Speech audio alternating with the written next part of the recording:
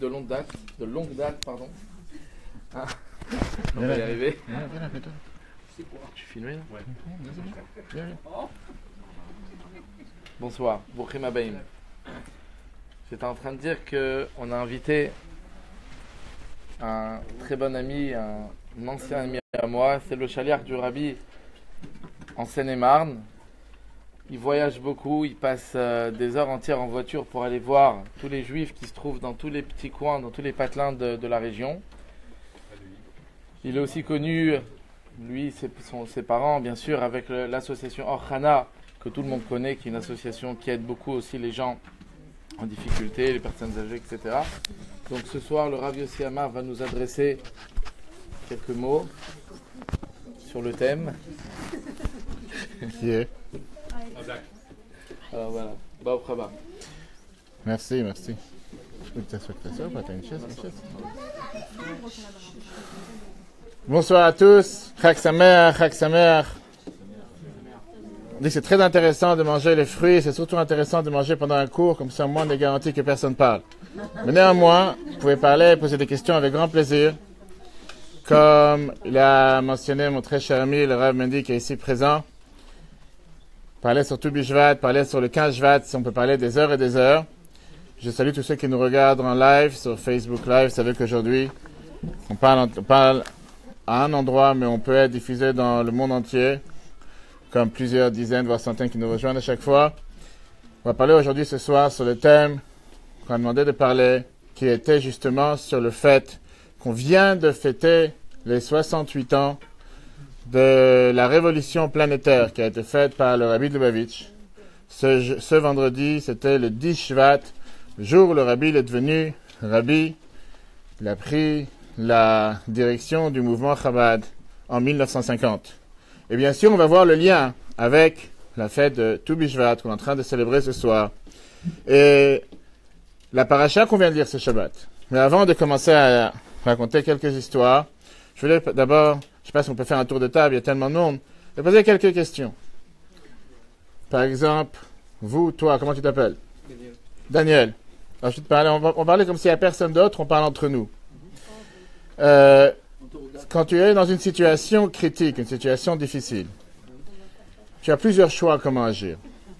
Premier choix, on va dire, tu te dis que j'ai pas vraiment comment m'en sortir.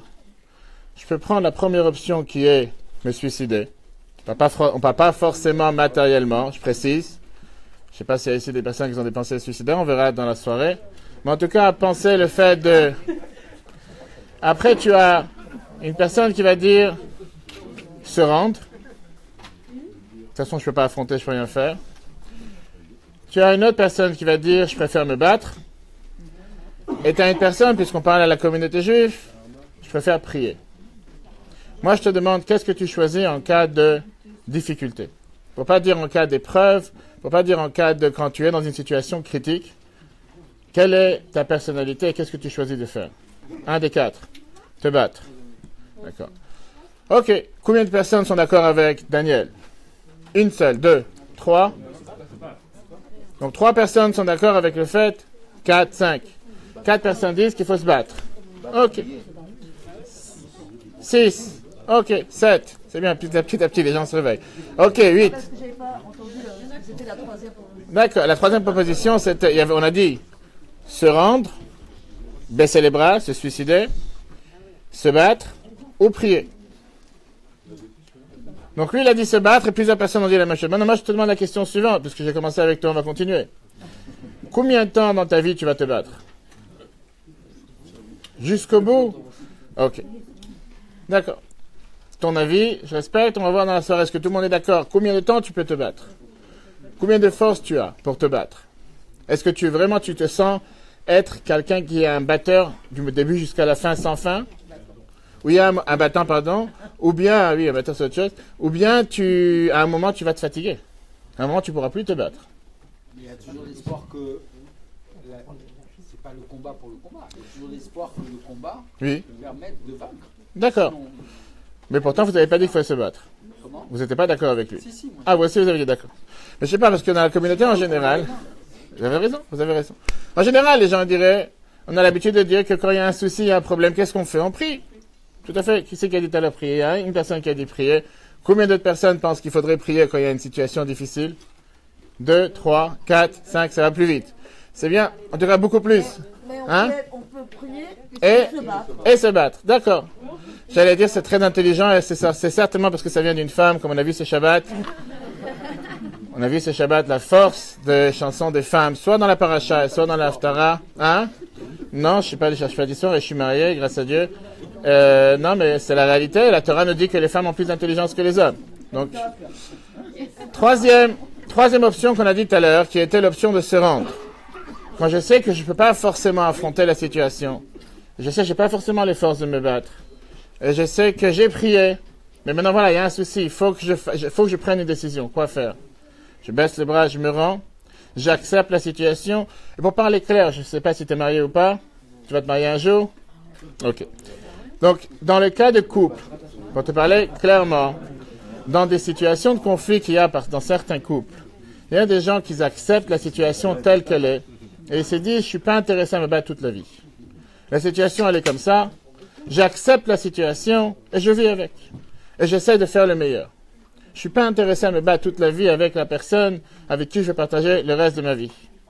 Il y a des gens qui se disent, c'est ça la situation, j'accepte ce que c'est, et j'avance. Ça, c'est ce qu'on a parlé tout à l'heure par rapport à se rendre. Après, la quatrième option qui était l'option de se suicider. Alors, se suicider, comme l'a dit tout à l'heure, c'est pas forcément matériellement parlant, que Dieu nous en préserve, mais spirituellement parlant, à minima, on va voir comment chacun d'entre nous, face à différents conflits, face à différentes situations, parfois la personne se dit, tu sais quoi? Il n'y a rien à faire. Ça sert à rien ni de prier, ni de se battre, ni de se rendre. Et la meilleure des choses, c'est de disparaître, voire s'enfermer sur soi-même. Et je ne sais pas s'il n'y a pas une personne ici qui n'a pas une fois passé un tel moment dans sa vie, en se disant que puisque la situation, c'est une situation dans laquelle je n'arrive pas à faire face, et de toute façon je ne pourrais pas la changer, autant, quoi faire? S'écarter, se renfermer, se déconnecter, n'être plus en contact avec qui que ce soit, et au moins je vivrai en paix. Est-ce que ça, c'est une option pour certaines personnes qui sont ici? Face à un conflit, face à une difficulté, c'est dire, laisse tomber. Les gens, ils sont comme ils sont. Le monde, il est tellement mauvais. La famille, elle est tellement dure. La société est tellement difficile. Je m'enferme sur moi-même, et au moins je suis tranquille. Personne tient de cette option? Bravo. Hein? Oui, au moins une personne avec moi? D'accord. Ok, ça fait plaisir, merci. Hein? Plein de gens, mais n'osent pas. D'accord. Chers amis, ce qu'on vient de voir ensemble, c'est pas seulement une option par rapport à un conflit, c'est un mode de vie. Et on va voir surtout que c'est une explication merveilleuse qui a été donnée par le Rabbi de Lubavitch en 1962. Beaucoup avant la Révolution 68. Et c'était un rapport avec la paracha de cette semaine. On va voir ce qu'on a lu ce Shabbat, la paracha Beshalach. On a vu ici quelque chose de magnifique. D'un côté, on a un peuple d'esclaves qui vient de sortir après 210 ans d'esclavage. Exactement 86 ans de difficulté. Et ce peuple, qui a finalement, on va dire, est né, goûté à la liberté, arrive face à la mer. Et là, cette armée égyptienne qui lui court derrière. Et là, il se trouve, si on peut dire, entre la pierre et entre la plus grande difficulté de l'autre côté. Il n'y a pas où avancer. Il n'y a pas avec qui se battre. À premier abord, il voit qu'il y a la mer en face. Il voit qu'il y a les Égyptiens derrière. Qu'est-ce que je dois faire? Le peuple juif est perdu. Et on voit comment il parle avec Dieu. Et on voit comment il parle à Moshe. Qu'est-ce qu'on va faire? Et on voit comment le peuple juif se divise, comme le Mechilta nous dit, en 4 différents groupes. Et c'est ces 4 groupes qui font que Moshe leur donne 4 différentes réponses. Alors, on ne vient pas revenir à ce qu'on a vu la semaine dernière, avec les 4 fils qui sont assis à la table du Seder, dans laquelle on voit comment la Torah nous dit qu'à chaque enfant, on doit répondre d'une manière différente. Mais là, on voit comme quoi c'est un peuple qui apparemment n'a pas encore compris qu'il est libre, face à une telle difficulté, face à une deuxième holocauste, avec ce qui vient de se passer, 300 000 enfants qui ont été tués, dans les villes égyptiennes, par Pharaon, tous ceux qui ont été noyés, toutes les souffrances qu'ils ont eues. Il s'est dit, c'est pas possible. Tu nous as promis des rêves. Arrête avec tes histoires. Depuis le début, on t'avait dit que c'est quelque chose qui n'allait pas marcher. La preuve est qu'on est parti, et voilà ce qui se passe. Maintenant, on est confronté à mourir en sortant d'Égypte. Ça n'aurait pas été tellement meilleur pour nous de pouvoir rester esclaves à vie, mais au moins en étant esclaves, on aurait pu tranquillement pouvoir survivre, même si c'est pas la meilleure vie, mais au moins on aurait pu vivre. Là, tu nous as fait sortir. Pas seulement qu'on va pas vivre, on a la mer en face, c'est pas tout le monde sait nager, même si tu sais nager, tu vas pas forcément nager pendant des heures et des heures. Et on parle quand même ici qu'on a des millions de personnes, d'après ce que nos sages nous disent, on a environ 3 millions de personnes qui sont présentes. Qu'est-ce qu'on va faire? On va se jeter à la mer. Donc on est confronté avec cet épisode et on a la guerre derrière. On a les Égyptiens qui sont venus avec les meilleurs chars. Qu'est-ce qu'on est censé faire? Et c'est pour ça que je dis, c'est une question qui se pose pas seulement à l'époque, qui se pose dans la vie de chacun d'entre nous. Regardons le Midrash, je vous lis le texte. Un groupe est venu, il a dit, puisqu'il y a un tel souci, puisqu'il y a un tel problème, on n'a qu'à se jeter à la mer. On a dit tout à l'heure l'option numéro 1 qui était se suicider. De toutes les façons, on va pas survivre. De toutes les façons, avec les Égyptiens derrière, avec tout ce qui se passe, on va pas s'en sortir. Au moins se suicider. Dans l'histoire moderne, tout celui qui est parti en Israël et qui a visité Masada, c'est exactement le même épisode. Avec, sous le commandant qui s'appelait Yair Ben Eliezer, ils savaient qu'ils n'avaient pas d'autre option. Ils ont préféré ce choix. On n'est pas là pour ni juger, ni rabaisser, ni parler du mal de qui que ce soit. Mais c'était une option qui s'est passée, pas seulement à Masada, qui s'est passée aussi, malheureusement, à Auschwitz, qui s'est passée il y a 70 ans pendant l'Holocauste. Plusieurs de nos jeunes, qui ont vu qu'il n'y a pas de fin à cette souffrance, ils se sont dit, autant se rapprocher des barbelés avec les fils électriques, ou bien avec le feu, ou bien avec n'importe quel... Et au moins en finir aujourd'hui, puisqu'on n'a pas la force de se battre. Si on peut rajouter dans la société dans laquelle on vit aujourd'hui, beaucoup de nos jeunes font exactement le même constat. Je serais beaucoup plus paisible, beaucoup plus tranquille, non vivant, qu'en étant vivant et se battre avec toute la société, avec le monde entier, parce qu'ils pensent que le monde entier est renfermé contre eux. Je ne parle pas de beaucoup de jeunes qu'on perd réellement avec des suicides. Et je ne parle pas de suicides spirituels, de personnes qui se disent, de toutes les façons, je ne pourrai jamais affronter la réalité. Donc, puisque je ne peux pas affronter la réalité, automatiquement, il vaut mieux s'enfermer, comme on va voir après. Deuxième groupe est venu, a donné une autre idée, qui était, on n'a qu'à retourner en Égypte. Comme j'ai dit tout à l'heure, mourir ici, ça ne sert à rien. Au moins vivre en tant qu'esclave. Amiblien kvarim bemitzraim, le kartanu lamud bamidbar. Est-ce qu'il n'y a pas assez de tombes en Égypte pour nous avoir pris pour être enterrés ici dans le désert? Alors on sait que le peuple juif est un peuple de râleurs. On a vu la paracha qu'on a lu ce Shabbat. Public présent exclu. Mais en règle générale, on vient à peine de sortir. On vient à peine de recevoir. On vient à peine de recevoir le plus beau cadeau qui s'appelle la liberté. On est arrivé maintenant avec la traversée de la mer Rouge. Je ne sais pas si vous avez lu la paracha en français, Shabbat. À peine sorti, on commence à se plaindre, on n'a pas quoi manger. On n'a pas de viande. On n'a pas d'eau. Et le peuple juif qui a vu et il a mérité de voir de tels miracles, n'a pas duré 1 mois, 2 mois, 1 an, le temps d'oublier une génération. À peine quelques jours après, déjà en train de se battre, en train de se lamenter, en train de pleurnicher, si on peut dire, en train de râler. J'allais pas les soupçonner qu'ils étaient des Français. Mais, comme j'ai dit, on parle pas, le public est ici présent, mais c'était quelque chose qui apparemment, comme les textes nous disent, c'est pas logique. Comment des peuples, quelqu'un qui a vu tellement de miracles, peut venir et avoir une telle, renier le bien qui a été fait avec lui. Et là, ils ont dit, il vaut mieux vivre en tant qu'esclave que repartir et va savoir ce qui peut nous arriver. Troisième option, c'était, faisons la guerre. Faisons la guerre aux Égyptiens. Maintenant, moi, je vous demande, un peuple qui n'a aucune arme, qui n'a pas d'armée, qui n'a absolument rien dans les mains, qui n'a aucun tank, qui n'a aucun char, qu'est-ce qu'ils pensaient en disant on va faire la guerre? Ils pensaient vraiment qu'ils allaient être capables de pouvoir combattre les Égyptiens. Ils pensaient vraiment qu'ils allaient pouvoir réussir. Et encore une fois, dans le monde actuel, dans le monde dans lequel nous vivons, il y a un peu plus de 70 ans, 75 ans exactement, en 1943, Pessah, ghetto de Varsovie, c'est exactement la même chose qui s'est passée. Beaucoup de nos frères et sœurs se sont dit que de toutes les façons, on risque pas de sortir d'ici vivant. Autant se remonter, autant partir avec quelques SS avec nous, que de rester et finalement finir comme des esclaves ou comme va savoir ce qui peut nous arriver. C'est exactement la même idée que nos ancêtres ont dit en sortant d'Égypte. De toutes les façons, on ne va pas pouvoir survivre, arriver à la mer. Maintenant, faire la guerre, je ne sais pas si on va gagner. Mais tu sais quoi? Au pire, on aura quelques Égyptiens en moins. Pourquoi pas? C'est ceux qui nous ont fait tellement souffrir, au moins les prendre avec nous. Et vient le juif, qui était le quatrième groupe. Et ce juif, il vient et il dit, chers amis, quand on a un souci, qu'est-ce qu'on fait? On prie. On n'a qu'à prier.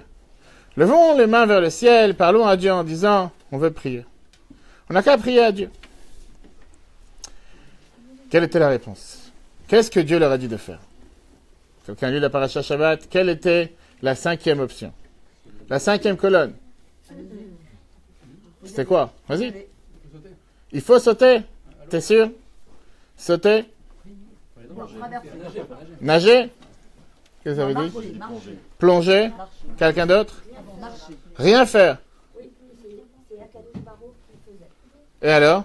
Et qu'est-ce qu'on fait concrètement? Il y a les Égyptiens derrière, il y a la mer avant. Il a ouvert comme ça?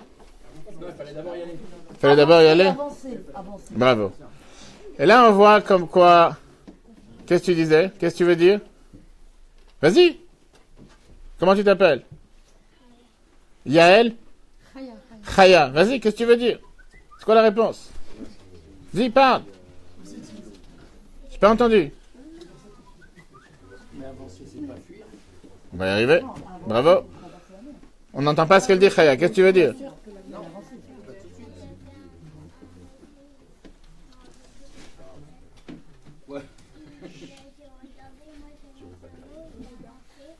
Regardez, moi j'avance dans l'eau, il a avancé et... Il a fait un miracle. Vous avez entendu ce qu'elle dit? On dit que la vérité sort de la bouche des enfants en général. Je reprends ce qu'a dit ici, un des sages qui était assis. Comment il s'appelle celui qui est à côté de toi? Monsieur le rabbin? Comment vous appelez? Non, vous? Non, celui qui est...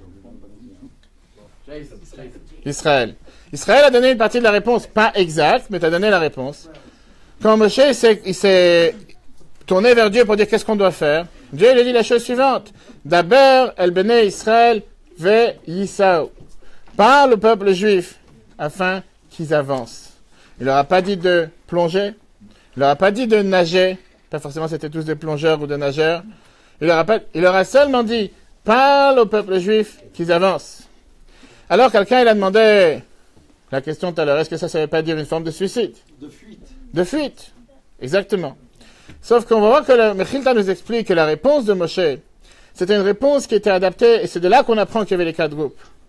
Ceux qui ont dit on va faire la guerre, Moshe leur a dit, Hashem yilachem lachem.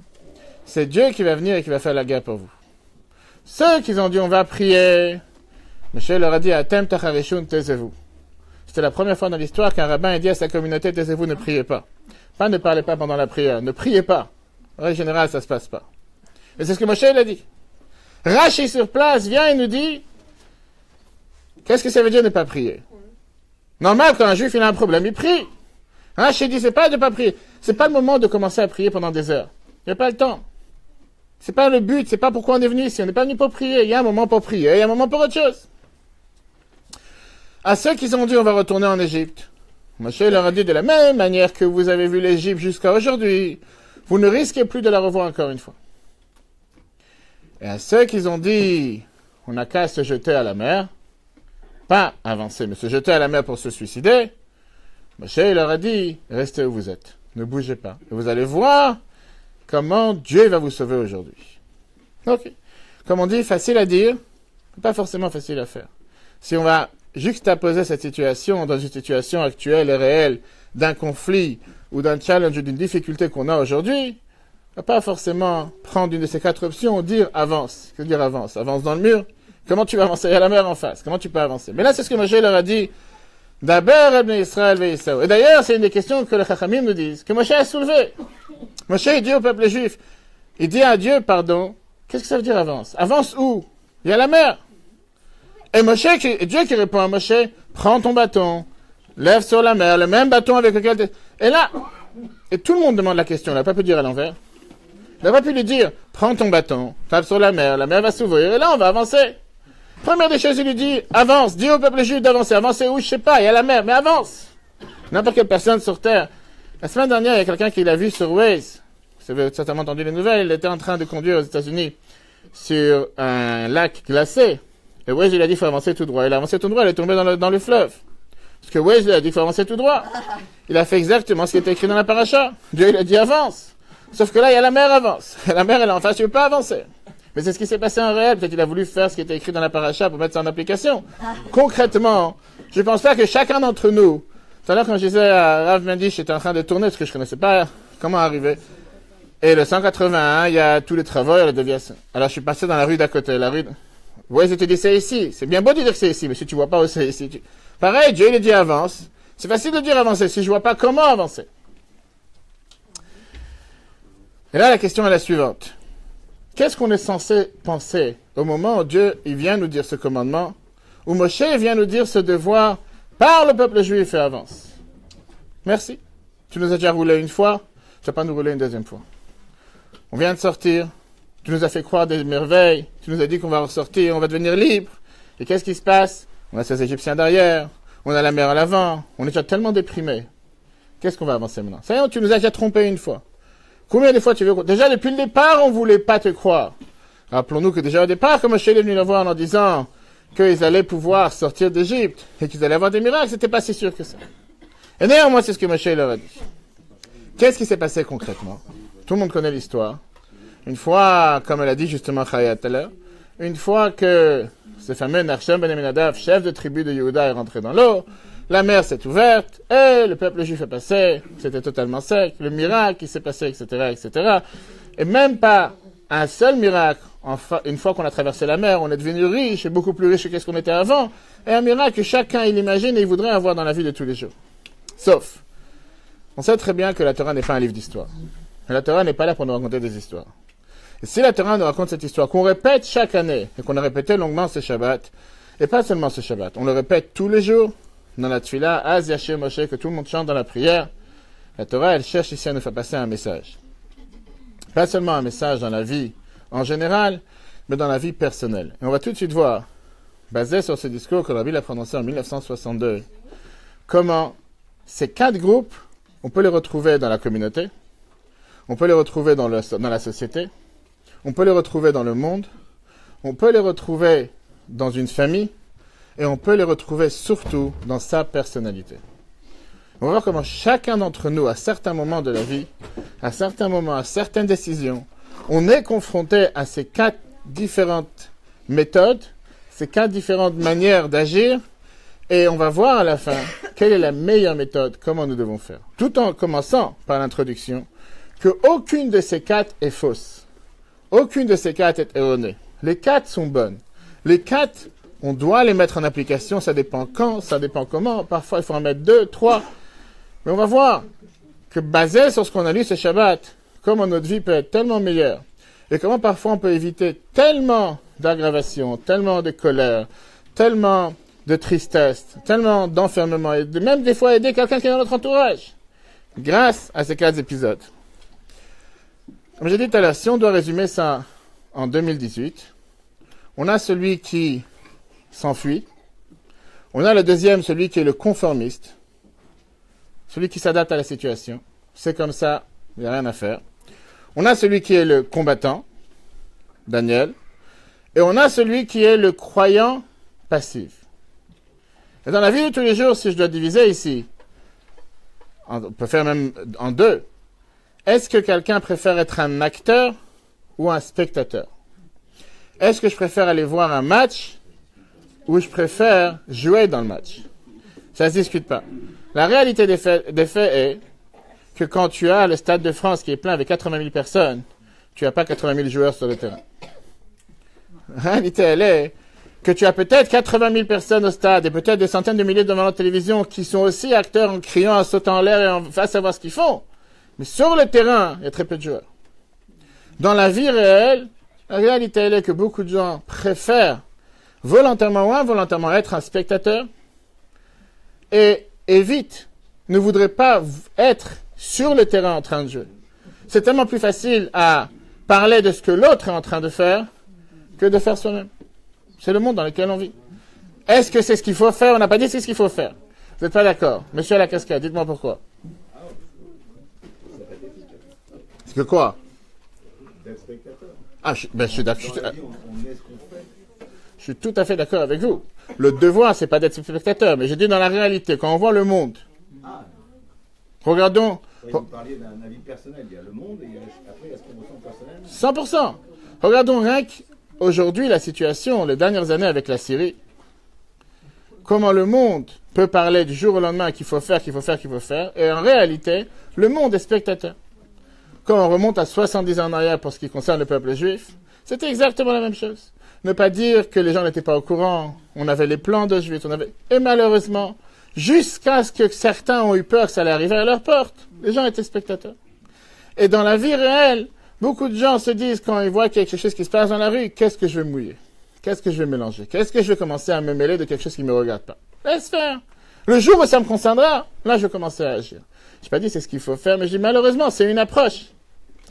Et, Baruch Hashem, que vous n'avez pas cette approche, on va voir après, est-ce que c'est l'approche qu'il faut avoir ou pas. Ok.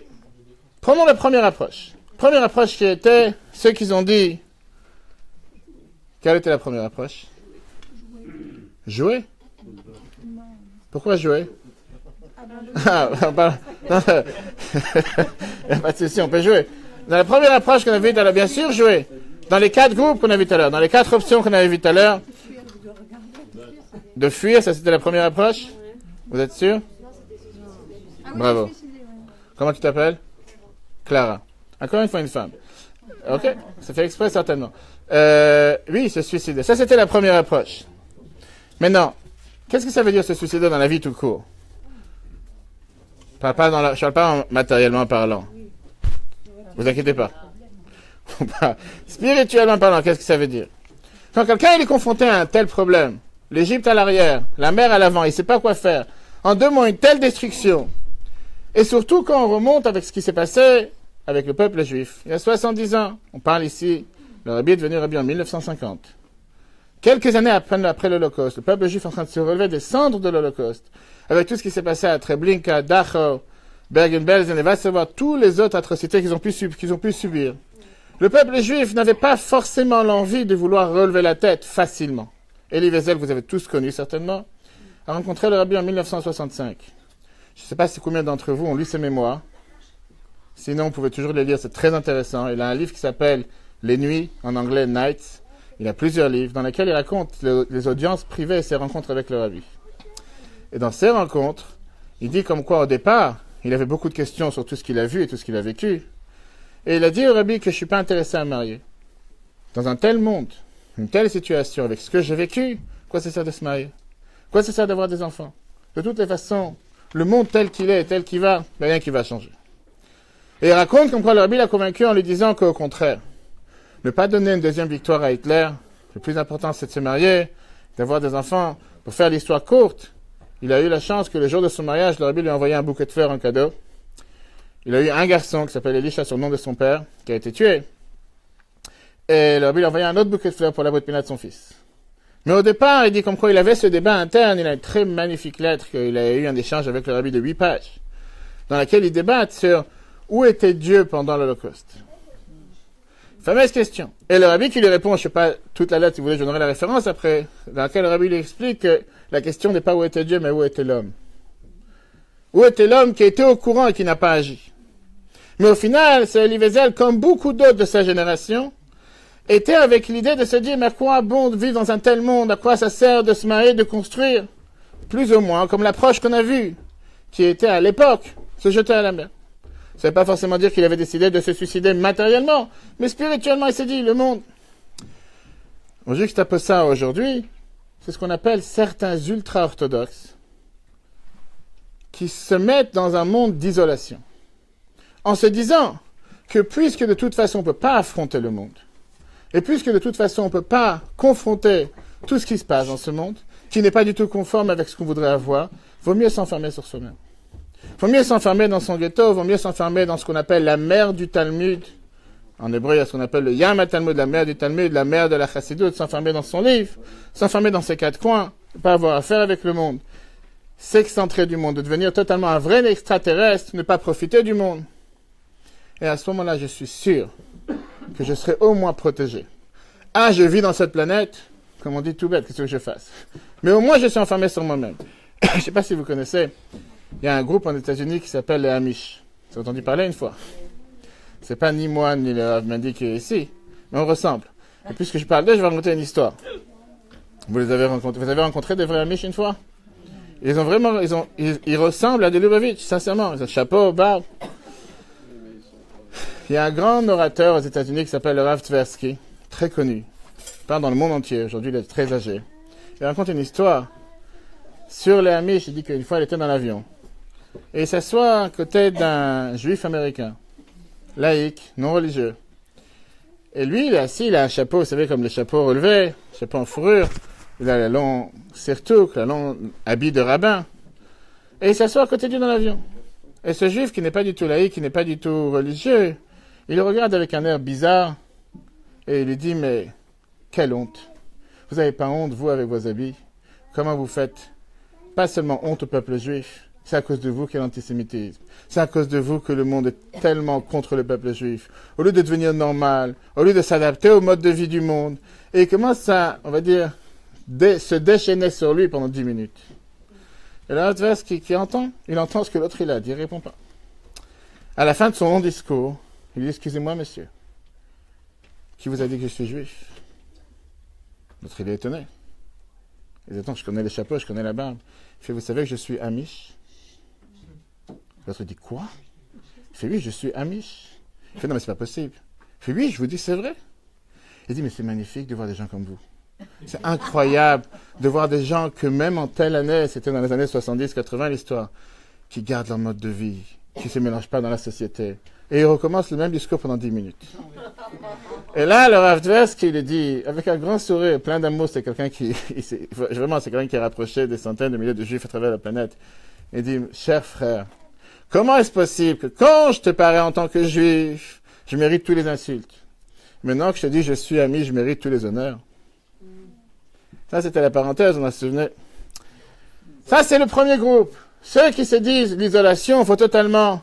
Ça sert à rien, de toute façon, on va pas pouvoir changer le monde. Le monde, il est tel qu'il est, on va pas pouvoir rien faire. Faut mieux se renfermer sur soi-même. Et au moins, comme ça, on va pouvoir faire notre chemin sur cette planète, même si on va pas s'intégrer, on va être dans notre monde. Le Baal Shem Tov avait toujours l'habitude de parler en Russie, à Medjibozh. Vous savez, en Ukraine, en ce moment, il fait parfois moins 17, moins 20. J'ai un ami, un shliach, qui est à Tomsk, en Sibérie, il fait moins 43. Et je vous cache pas que quand les gens, ils entendent ici, il fait moins 5, moins 10. Ils sont déjà...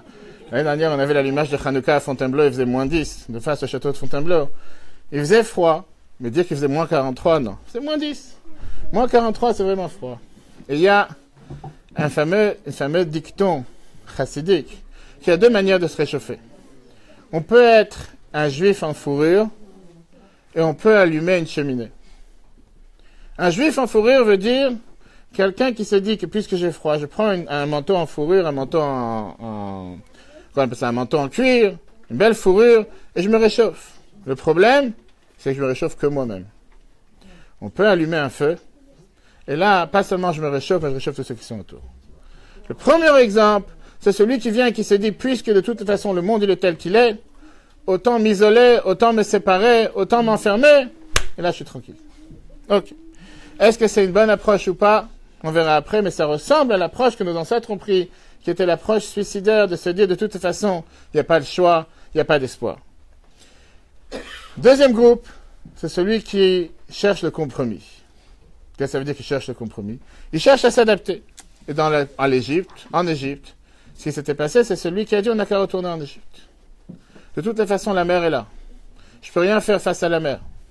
L'armée égyptienne est derrière et si on va pas bouger, on va savoir ce qui va nous arriver. Autant vivre en tant qu'esclave que de mourir soi-disant parce qu'on n'a pas voulu être esclave. Qu'est-ce que ça veut dire dans la vie de tous les jours? Quelqu'un va dire, puisque de toutes les façons le monde il est comme il est, alors autant rabaisser mes expectations, autant rabaisser mon niveau, autant rabaisser mes standards. Même si, par exemple, j'ai l'habitude de manger cachère à la maison, mais là, je suis dans l'avion. Qu'est-ce que je fasse? Je vais rester sans manger pendant 10 heures? C'est pas grave. Il y a certains qui te disent, même dans la Torah, c'est écrit que la Torah n'est pas dans le ciel. Pas si grave que ça. C'est une fois, j'ai pris. Je pense vraiment que Dieu, il est là, en train de me regarder dans mon assiette pour savoir si j'ai pris tel plateau, tel plateau. Dieu, il n'a pas pris le billet d'avion, peut-être qu'il est en première classe, mais surtout pas avec moi en classe normale. Mais à savoir, c'est pas si grave que ça. Il y a certaines personnes qui se disent que face à certaines situations, on peut rabaisser un peu ses standards. C'est pas si grave si j'ai pas fait les choses exactement comme j'aurais dû faire. Alors oui, ce soir, faut manger les fruits. Et oui, Pessah, faut manger la matzah. Et qu'est-ce qu'il y a si j'ai essayé un peu de changer le rituel et la coutume n'est pas exactement la même? Alors la matzah, c'est vrai qu'il faut la manger le soir de Pessah. J'ai décidé, je vais la manger une semaine avant. Ou bien, je vais la manger une semaine plus tard. C'est pas si grave.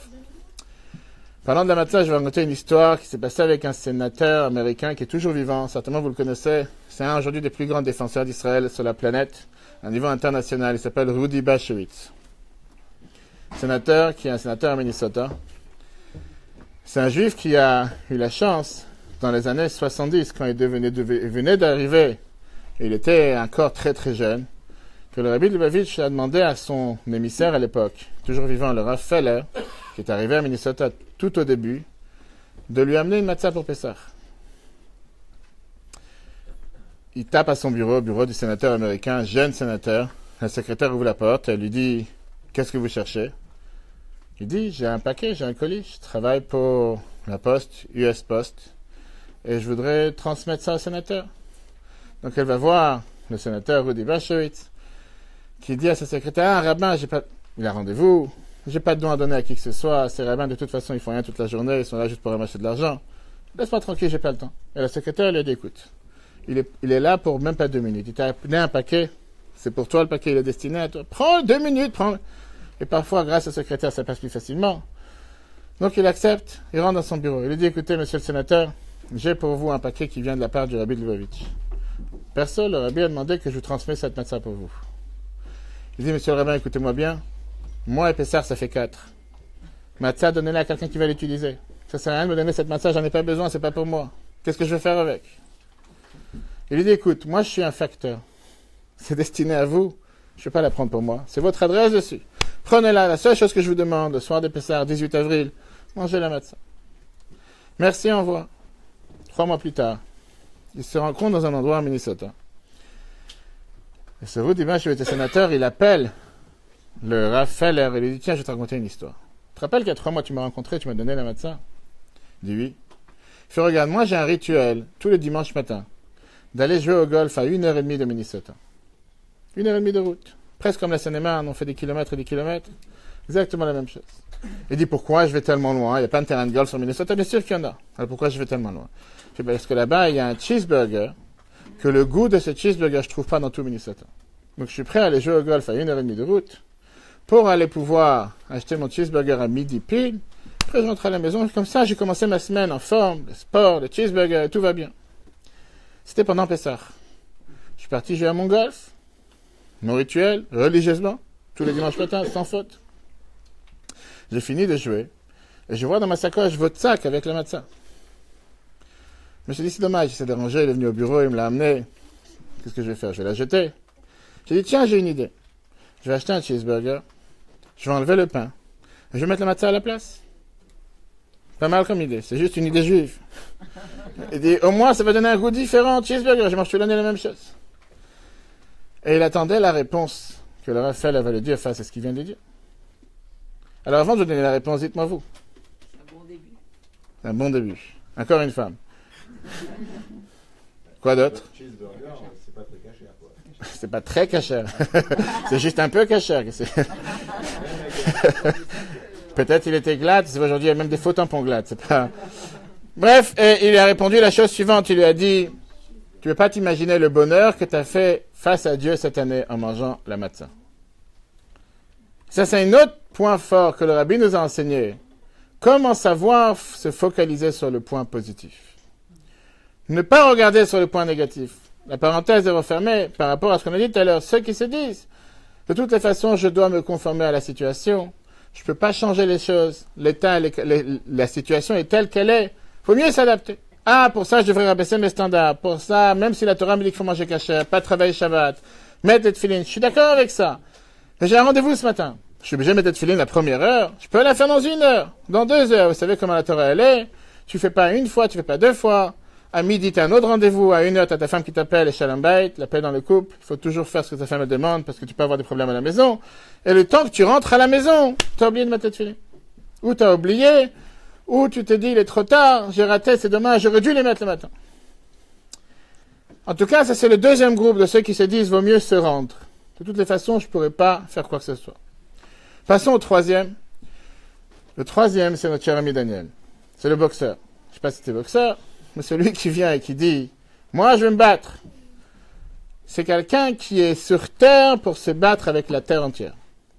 Le gouvernement, il est tordu. Ma femme va savoir si elle est normale. Mes beaux-parents, n'en parlons pas. Le voisin, toujours des problèmes. L'école, et que des soucis. La communauté, on prend toujours ma chaise, on prend toujours mon livre. Il a toujours quelque chose pour venir, aller toujours venir se plaindre. C'est celui qui est né sur terre pour se battre. Je sais pas combien il a de tension, s'il prend combien de cachets pour la tension, mais il est en général toujours combatif. 24 heures sur, même quand il dort. 24 heures sur 24, 7 jours sur 7 en train de se battre. C'est quelqu'un qui se bat, c'est quelqu'un qui va se battre pour tout et contre tout. Dès qu'il y a une bagarre quelque part, dès qu'il y a un complot quelque part, dès qu'il y a quoi que ce soit à faire, il doit être là. Il doit dire son mot, et il doit dire ce qu'il... Il est obligé, vous connaissez des gens pareils. Pas besoin de donner un vote. On parle dans la société en général. Il est là pour protester à chaque fois, il est là pour faire des publicités contre, et faire des affiches contre, et faire des manifestations. J'allais pas appeler ça les zadistes. Mais il y a des gens que, quoi qu'il arrive, c'est pas la cause qui dérange. C'est comme malheureusement on voit, même ici dans la région parisienne, que dès qu'il se passe quelque chose en France, on va commencer à mettre des affiches, Free Palestine. Quel rapport? Je sais pas. On m'a donné une affiche pour mettre. Pourquoi? Quel rapport avec la Syrie? Peu importe. Et encore une cause pourquoi se battre, encore une cause pourquoi se moquer, encore une cause pourquoi être un peu plus antisémite. Quelle différence pourquoi? Et dans le peuple juif, on a exactement la même chose avec chacun, que puisqu'il voit que la situation, c'est une situation qu'il ne peut pas faire face, automatiquement il va se dire, je dois me battre constamment. C'est pas comme ça qu'on fait chez nous. Je dis, j'ai l'habitude, malheureusement, parfois on va dans les maisons de Shiva, on va des fois dans les maisons pour des enterrements. Et il y a toujours, la semaine dernière, je suis parti voir une famille, la mère est décédée, plusieurs personnes dans la maison, et les gens veulent savoir c'est quoi les différentes lois, les différentes coutumes, c'est Farad, Ashkenaz. On commence pas à rentrer dans le tunisien, marocain, parce que même dans le marocain, il y a plusieurs, il y a Marrakech, il y a Casablanca, après on commence à rentrer dans chaque pays, on n'en finit plus. Il y a des livres aujourd'hui pour les coutumes de Tunisie, les coutumes de Fès, les coutumes du Maroc. Et il y a toujours une ou deux personnes, je dis c'est par expérience, qui vont toujours venir et dire, chez nous, on a toujours fait comme ça. Tout ce que vous avez dit n'a pas de sens. Chez nous, on a toujours fait comme ça. Va lui demander c'est quoi chez nous. Je sais pas ce que c'est chez nous. Alors, justement, la même on dit, en Algérie. Et en Algérie, où en Algérie? Où en Algérie? Dans quel endroit en Algérie? Je sais pas. Il y a toujours quelqu'un qui va venir et dire, exactement. Et qu'est-ce qu'on fait avec cette personne? C'est celui qui est là toujours pour s'opposer, toujours. C'est le combattant. Oui. Et après, on a celui qui est très spirituel. Qui essaie d'être très spirituel. C'est le bon juif, on va dire. Comme nous tous. On va dire, il y a un souci, tu lèves les mains au ciel. Tu vas prier. Il y a un problème, tu pries. Ta femme n'est pas contente. Ton mari, il n'est pas content, tu vas prier. L'école, il y a quelque chose qui ne va pas. La baguette, elle est trop brûlée. Le rabbin, il a parlé trop longtemps. La synagogue, elle n'est pas assez chaude. Peu importe, le kiddush, il n'est pas été comme je voulais. Prie, lève les mains au ciel, fais un psaume. Quoi qu'il arrive, fais un psaume, prie, tu es garanti de pouvoir t'en sortir. Pourquoi? Parce que je suis pas capable de rien faire. Je suis pas capable d'agir différemment. La seule chose que je suis capable de faire, c'est de prier. Je sens que, puisque ce monde, c'est un monde tellement misérable, et c'est un monde tellement malheureux, autant prier. Quelle était la cinquième option? La cinquième option, c'est ce que Dieu il est venu dire à Moshe en lui disant, parle au peuple juif qu'ils avancent. Il y a 3300 ans. Qu'est-ce que ça veut dire? Les quatre groupes qu'on vient de voir, les quatre sont justes. Les quatre sont différentes méthodes qu'on doit adapter dans certaines situations et dans certaines manières. Mais là, on était dans une situation dans laquelle la seule option et la meilleure option, c'était d'avancer. Quand Rabbi est devenu Rabbi en 1950, 5 ans après l'Holocauste, Rabbi était celui qui s'est battu pour faire jaillir et renaître ce peuple juif de ses cendres de l'Holocauste, qui lui-même a beaucoup souffert. Lui-même a perdu tellement de membres de sa famille. Pour venir et dire, la meilleure option, avançons. Avançons vers l'avant. Ne commençons pas à agir avec les différentes manières qu'on vient de voir, qui veut dire ne pas s'enfuir de la réalité, ne pas se soumettre à la réalité, ne pas seulement prier parce que je peux rien faire. Bien sûr que prier c'est aussi quelque chose, mais pas que prier. Et au final, On vit dans un monde et Dieu m'a placé dans ce monde à ce moment précis, à cette époque précise, à cette année précise, à ce jour précis. Il attend de moi d'agir. Fameuse phrase que le Rabbi répétait à chaque fois et qui est écrite dans Yom Yom, basée sur le Zohar, Anan, Poale de Imama Anan. Ce qui veut dire, nous sommes des acteurs de jour.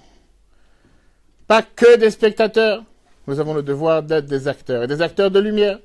Qu'est-ce que ça veut dire des acteurs de lumière? Maintenant, on comprend quand Dieu vient et dit à Moshe, dis l'heure d'avancer. Ah, tu viens avec la question, mais il y a la mer, mais je sais qu'il y a la mer, c'est moi qui l'ai créée.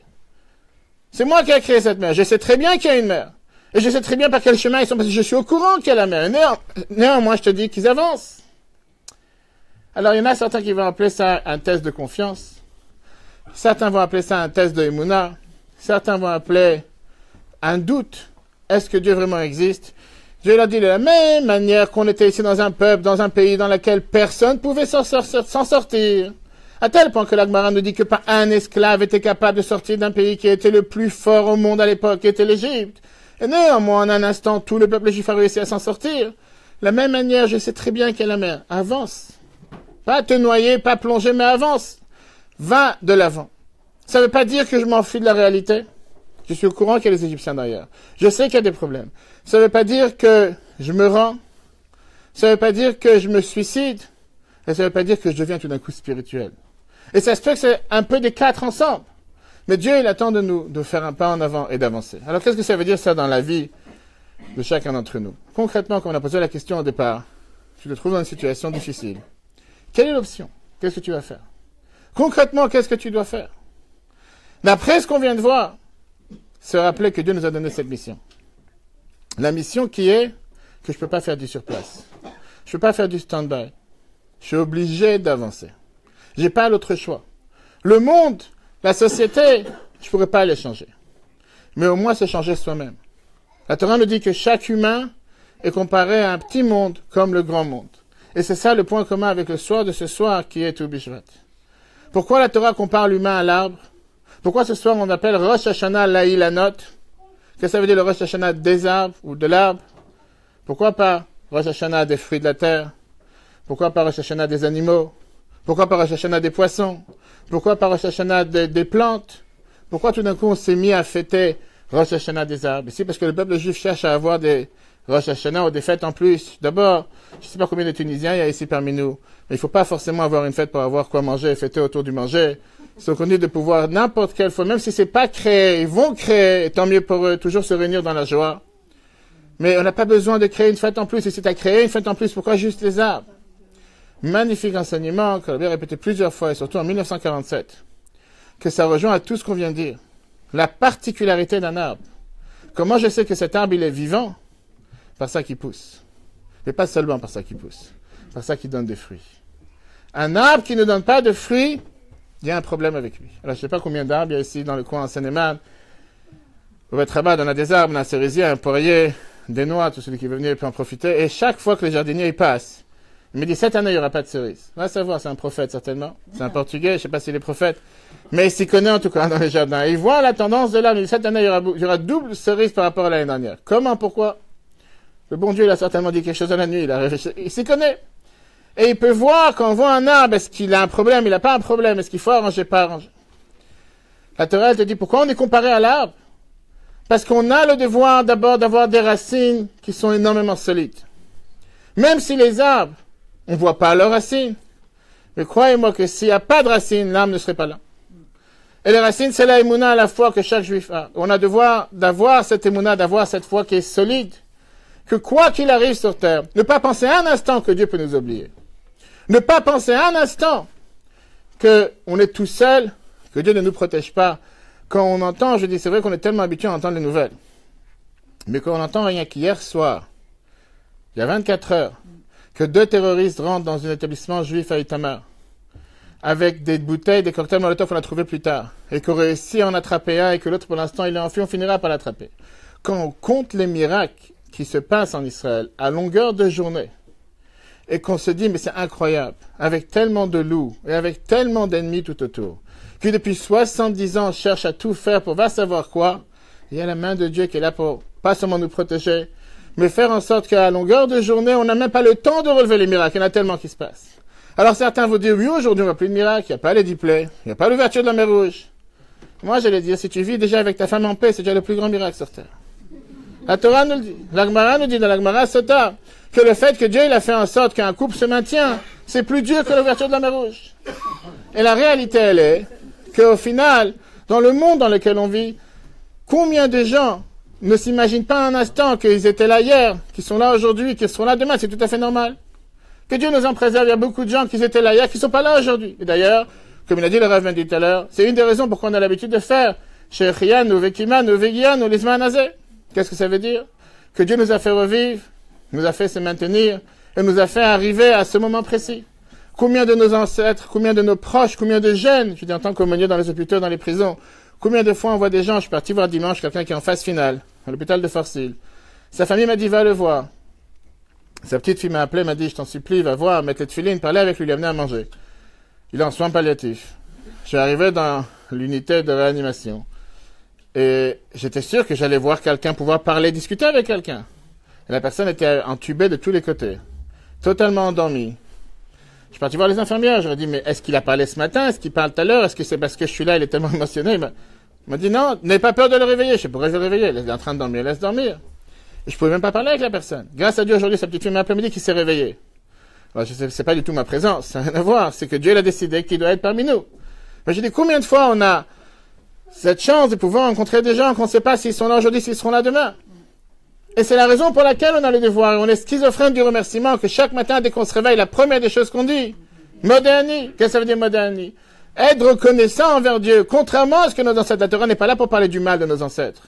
Et pour nous dire qu'avec tous les miracles qu'ils ont vus, comment est-ce possible qu'à peine tu viens de traverser la mer, tu n'es déjà pas content?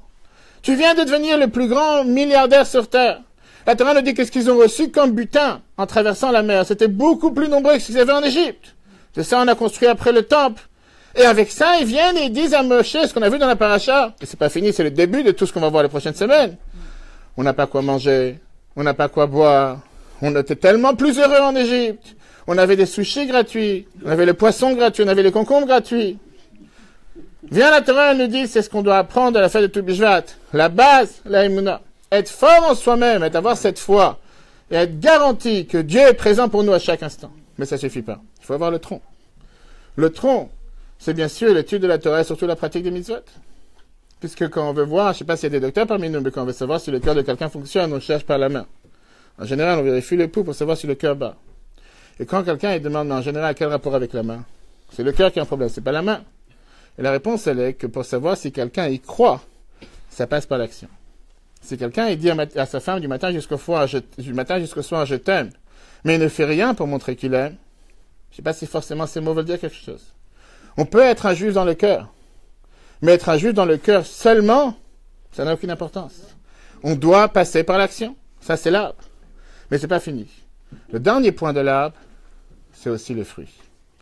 Les fruits, comme c'était au départ de la création. Au départ de la création, on était censé avoir que des arbres fruitiers.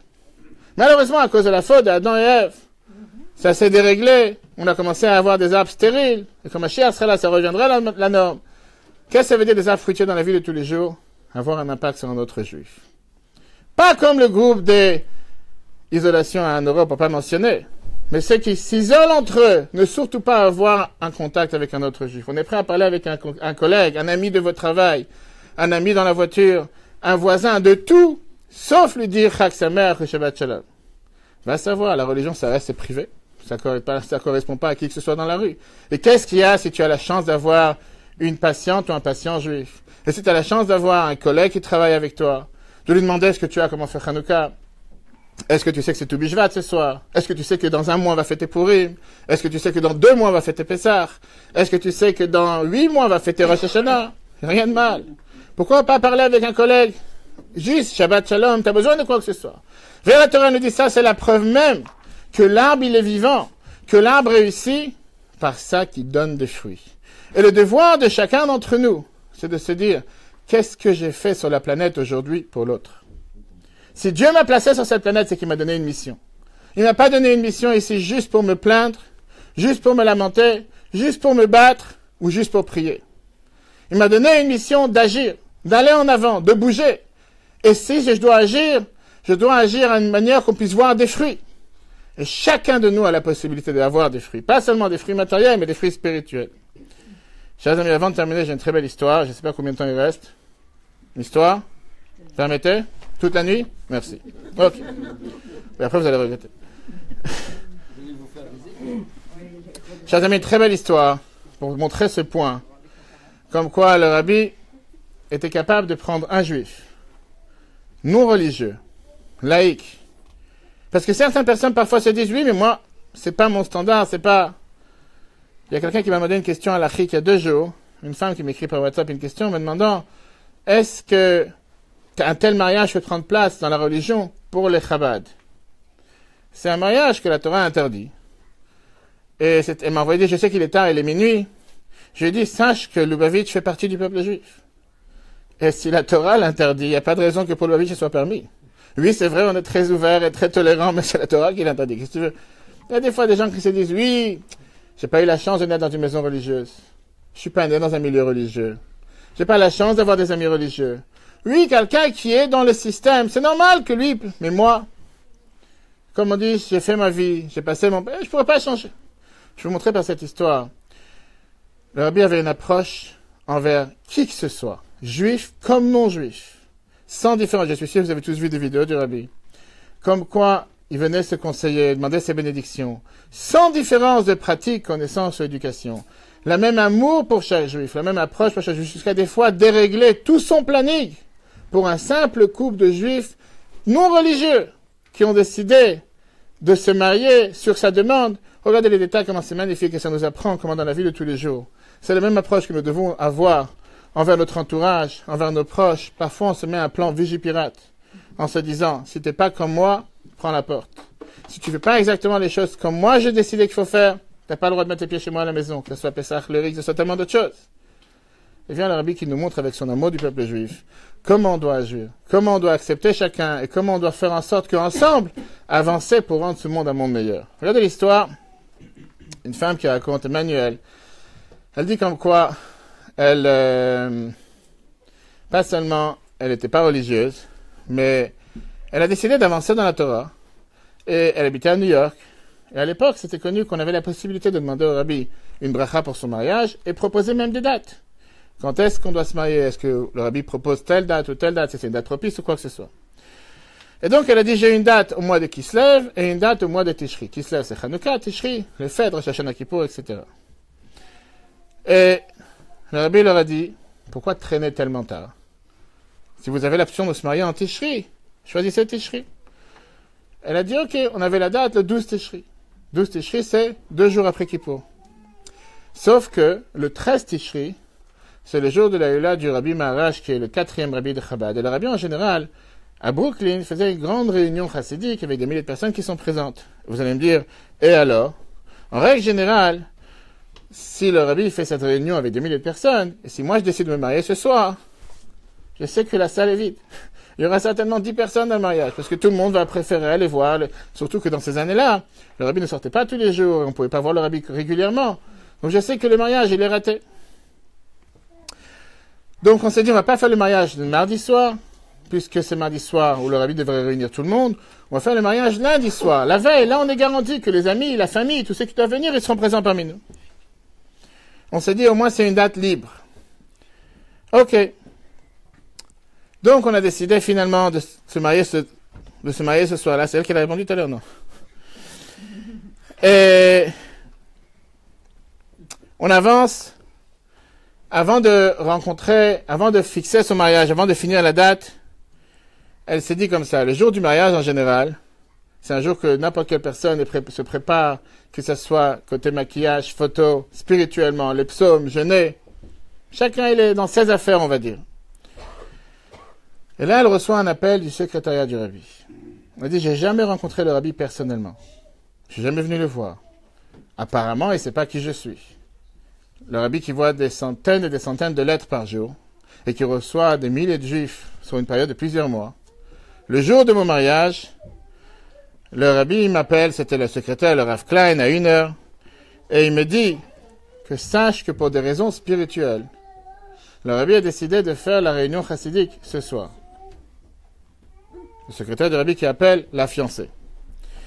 Maintenant, le rabbi continue en disant, par le secrétaire, que puisque c'est ton mariage, moi je vais faire savoir à tous les gens que j'ai invités qu'il faut qu'ils viennent au mariage à l'heure. Comme ça, ils pourront participer au mariage. Et qu'après qu'ils auront participé au mariage, c'est là que le rabbi va commencer la réunion chassidique à la synagogue pour que les gens puissent être au mariage et après venir. Elle s'est dit la première chose qui m'a étonné, c'est qui je suis pour que le rabbi s'inquiète à changer son planning pour une simple femme qui est ni pratiquante, qui est ni religieuse, qui a un mariage à faire, comme des mariages se passent tous les jours, qui s'inquiète d'envoyer son secrétaire me téléphoner personnellement le jour de mon mariage pour me dire t'inquiète pas. Je dois faire cette réunion chassidique parce qu'il y a une raison particulière, que ton mariage ne sera pas dérangé. Mais c'est pas fini. Donc, le rabbin qui les a mariés lui a dit, mais tu te rends compte? Combien de gens ont la chance d'avoir un lien direct avec le rabbi, le secrétariat du rabbi qui t'appelle le jour de ton mariage, te dire, je te demande permission, est-ce que c'est possible ou quoi que ce soit? Mais c'est pas fini. Ils continuent à préparer le mariage, ils avancent pour le mariage. Et après la choupa, en général, on a l'habitude de passer tout celui qui connaît la synagogue du rabbi. Il y avait le bureau du rabbi du côté gauche, le bureau du secrétariat du côté droit. La choupa s'est passée au milieu. Et ils ont réalisé que le rabbi était en train de sortir pour aller chez lui à la maison. C'était certainement la choupa à 5 heures, 6 heures d'après-midi. La cérémonie que le rabbi devait organiser, c'était à 9h30 le soir. Et donc, ils commencent à arriver. Et là, ils voient qu'ils ont raté. Le rabbi est déjà sorti. Il rentre dans sa voiture. Et il s'est dit, c'est dommage, on aurait pu passer avec la robe de mariée, que le rabbi nous regarde, dise quelque chose. Ils avancent vers la voiture. Le rabbi demande au chauffeur de s'arrêter. Il sort de la voiture. Et il dit au nouveau couple qui vient de faire la choupa, Mazel Tov, comme si c'est son couple. Et bien sûr que quand quelqu'un voit que le rabbi donne un tel honneur à une personne que personne ne connaît, les gens se demandent, mais qui êtes-vous? Pourquoi vous avez mérité quelque chose que personne ne nous mérité? Mais c'est pas fini. Le mariage, bien sûr, c'était magnifique, c'était tellement bien. Les gens, ils étaient là, parce qu'ils ont commencé certainement à 6h30, 7h. Le rabbi commence à 9h30, donc les gens ont pu venir, se réunir, se rassembler, danser. Et après, les gens ont commencé à partir pour aller à la synagogue du rabbi. Il y avait des gens qui sont venus de partout. Et elle s'est dit, vous savez quoi? On va finir le mariage, même si grâce à Dieu ils ont chanté, dansé, tout était magnifique. Et à la fin du mariage, pourquoi rentrer maintenant à la maison? Je ne sais pas si vous connaissez un peu la rue. La salle est à deux blocs. La synagogue du rabbi est d'un côté. On va venir passer par la synagogue du rabbi parmi cette foule de milliers de personnes. Au moins voir ce qui se passe. Et après on passe à la maison. On blé de passage, 5 minutes. Ils arrivent dans la synagogue du rabbi. Le rabbi est en train de discuter. Vous savez qu'entre les discours, le rabbi avait l'habitude de dire l'Echaim. Plusieurs personnes, des gens par les milliers. Le rabbi choisissait telle et telle personne qui demandait de dire l'Echaim. Et finalement, il y a une personne qui lui donne, à l'époque, pour ceux qui ne comprenaient pas les yiddish, ils avaient les haut-parleurs dans l'oreille, avec la traduction simultanée. Sauf que la traduction simultanée qu'on a donnée à ce couple, qui étaient les Américains, c'était une traduction simultanée en français. Ça n'a pas aidé grand-chose. Mais ils ont compris, il y a quelques mots qui ressemblent. Dans lequel le rabbi commence à parler, une fois qu'ils sont arrivés dans la salle, que puisqu'il y a parmi nous un couple qui vient de se marier, et que certainement, ils n'ont pas pu faire les Sheva Brachot comme ils auraient dû faire dans la salle de mariage, je demande à ce qu'on fasse une pause, qu'on puisse nommer une personne qui va faire les Sheva Brachot en l'honneur de ce couple, que la mariée qui se trouve en haut puisse se rapprocher de la fenêtre, parce que c'était la grande soupe pour celui qui connaît, et les milliers de personnes qui étaient en bas, qu'on chante tous ensemble en l'honneur des mariés, et après on continuera le programme. Et c'est ce qui s'est passé. Et on voit dans la vidéo comme quoi le rabbi demande de chanter les Sheva Brachot pour ce couple. Cette femme termine en disant, ce qui m'a frappé le plus, c'est pas tout ce qui est tout autour. C'est que qui je suis sur terre. Je suis une simple juive. J'ai rien fait de spécial avant mon mariage. Oui, j'ai avancé après mon mariage. Mais pourquoi tout cet honneur? Pourquoi toute cette préoccupation? Pourquoi ne pas vouloir chagriner, rendre mal à l'aise une femme juive, une fille juive le jour de son mariage et changer le monde pour pouvoir lui faire plaisir? Chers amis, ça c'est un enseignement que la Bible nous a appris, comme vous pouvez voir avec le Rav Bendy ici à Garches, avec les shluchim qui se trouvent dans le monde entier. Mais c'est pas que pour les shluchim, c'est pour chaque juif et non-juif qui se trouve sur cette planète.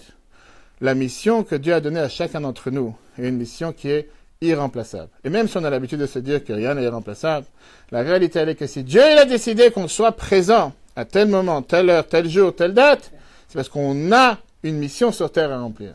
Que Dieu fasse qu'on puisse avoir la force, la bénédiction Pas seulement de pouvoir savoir quelle est notre mission, réussir dans notre mission, tout en étant optimiste, tout en regardant ces merveilleux arbres, en se rappelant que l'année dernière, ils faisaient même pas 1 mètre de haut, qu'aujourd'hui, ils font déjà 10 mètres de haut, que l'année dernière, ils avaient 1 kilo de fruits, qu'aujourd'hui, ils ont des dizaines de fruits, que d'une graine a poussé pas seulement un fruit, mais des centaines de kilos de fruits, et que Dieu fasse que ce soit exactement la même chose pour chacun d'entre nous, que chacun soit béni avec toutes les bénédictions matérielles et spirituelles, que très très rapidement, on se retrouve tous ensemble à Jérusalem avec la construction du 3e temple et la venue de Mashiach. Très bonne soirée à tous.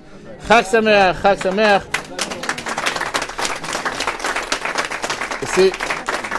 Si vous avez des questions ou des objections ou des débats, avec grand plaisir. Quand il dit de faire des enfants, de se marier, de faire des enfants, c'est aussi une manière de combattre. 100%, pas c'est aussi, c'est la meilleure revanche. C'est la meilleure revanche. Oui, 100%, mais un combat positif. Et quand quelqu'un ne veut pas se lever le matin du lit, parce qu'il est fatigué ou il préfère rester au chaud, et il va au minyan, il va à l'office, c'est aussi un combat, mais un combat positif. Que Dieu vous bénisse. Vous pouvez tous le revoir après en replay sur Facebook.